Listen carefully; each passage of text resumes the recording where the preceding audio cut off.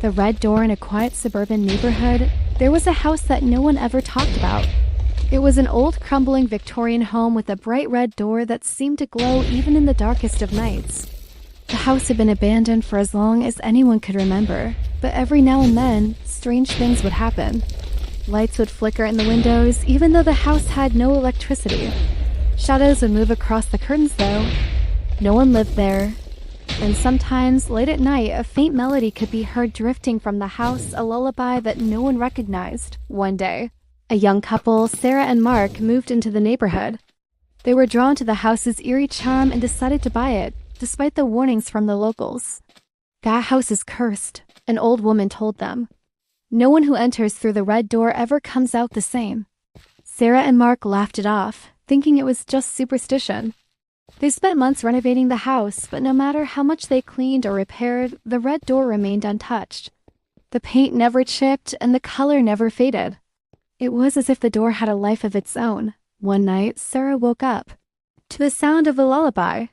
It was soft and haunting, coming from somewhere deep within the house. She shook Mark awake, and together they followed the sound.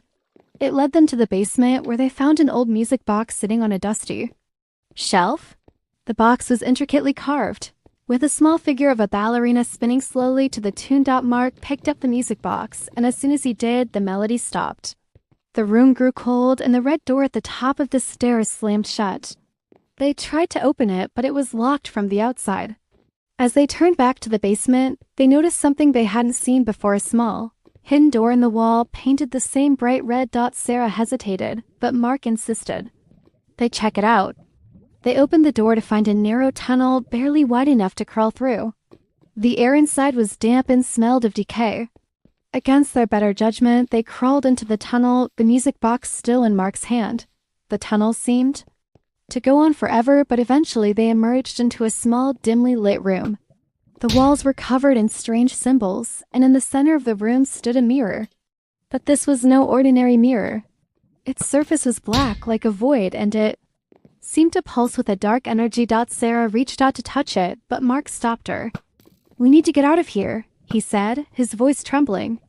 But as they turned to leave, the music box began to play again, louder and more distorted this time.